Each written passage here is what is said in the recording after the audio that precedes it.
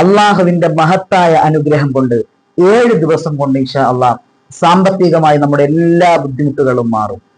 7 ദിവസം കൊണ്ട് അൽഹംദുലില്ലാഹ് ഐശ്വര്യപൂർണമായ ഒരു ജീവിതം നമുക്ക് ഉണ്ടാക്കിയെടുക്കാൻ കഴിയും, സമ്പന്നനാകാൻ കഴിയും, ദുനിയാവിലും ആഖിറത്തിലും സമ്പന്നനാകാൻ കഴിയുന്നതാണ്.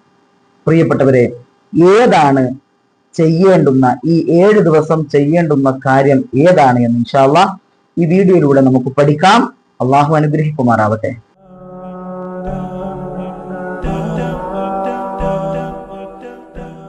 ബിസ്മില്ലാഹി വൽഹംദുലില്ലാഹി വസ്സലാത്തു വസ്സലാമു അലാ അഫ്ളലി റസൂലില്ലാഹി വഅലാ ആലിഹി വസ്വഹാബിഹിൽ ഫായിസീന ബിറളില്ലാഹി അമ്മാ ബഅദ്. അള്ളാഹു സ്വീകരിക്കട്ടെ.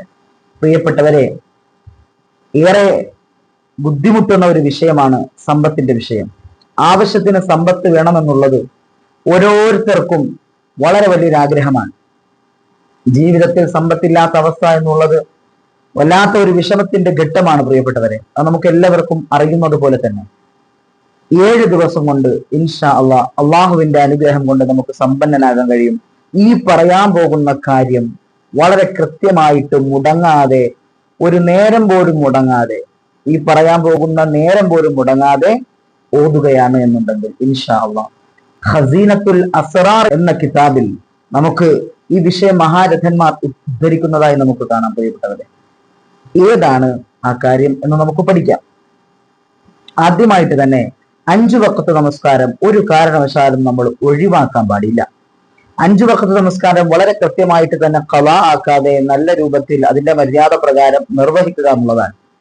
അതിനുശേഷം ഈ പരിശുദ്ധമാക്കപ്പെട്ട 5 വഖത്ത് ഫർള്, ഓരോ ഫർള് നമസ്കാരത്തിന് ശേഷവും ഈ പറയാൻ പോകുന്ന സൂറത്ത് 40 പ്രാവശ്യം ഓതുക.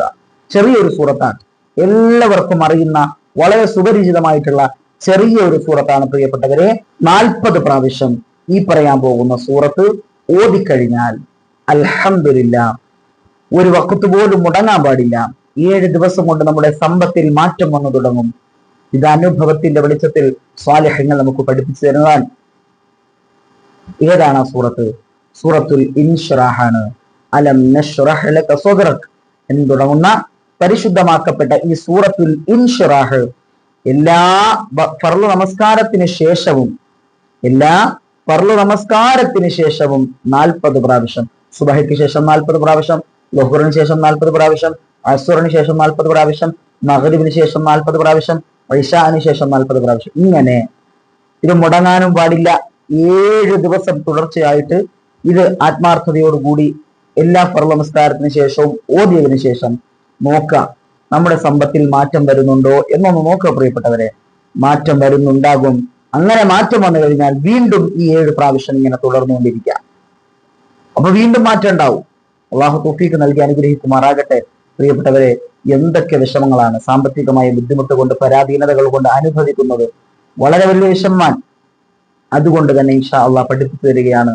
എല്ലാവർക്കും വളരെ ഉപകാരപ്പെടുന്ന അത്ഭുതകരമായിട്ടുള്ള ഒരു വിഷയം തന്നെയാണ് പ്രിയപ്പെട്ടവരെ ഈ പറഞ്ഞത് എന്നുള്ള വിശ്വാസത്തോടു കൂടി ഒരുപാട് പേര് ദുആ കൊണ്ട് വസിയത്തുകൾ ചെയ്യുന്നുണ്ട്.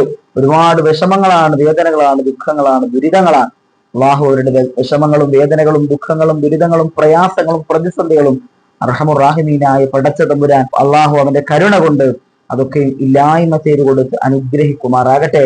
ജീവിതത്തിൽ ഉടനീളം സന്തോഷവും സമാധാനവും സംതൃപ്തിയും അല്ലാഹു തആല നൽകി അനുഗ്രഹിക്കുമാറാകട്ടെ. പ്രിയപ്പെട്ട മുഅ്മിനീങ്ങളെ, എല്ലാവരും ഫർള് നമസ്കാരത്തിന്റെ കാര്യം മറന്നുപോകല്ലേ. വളരെ കൃത്യമായിട്ട് നമസ്കാരം നിർവഹിക്കണം എന്നുള്ള ഏറ്റവും വലിയൊരു വസിയത്താണ് പ്രിയപ്പെട്ടത്. എല്ലാ വീഡിയോകളിലും എനിക്ക് പറയാനുള്ളത്, നമസ്കാരത്തെ ഒരു ലാഘവമായിട്ട് കാണല്ലേ. നമസ്കാരത്തെ ഇമ്പോർട്ടന്റ് കൊടുത്ത്, പ്രാധാന്യം കൊടുത്ത്, ജീവിതത്തിൽ മറ്റെന്തിനേക്കാളും പരിശുദ്ധമാക്കപ്പെട്ട നമസ്കാരങ്ങൾക്ക് പ്രാധാന്യം കൊടുക്കണം എന്ന ഏറ്റവും വലിയൊരു വസിയത്ത് നിങ്ങൾക്ക് എല്ലാവർക്കും എനിക്ക് നൽകാനുണ്ട്.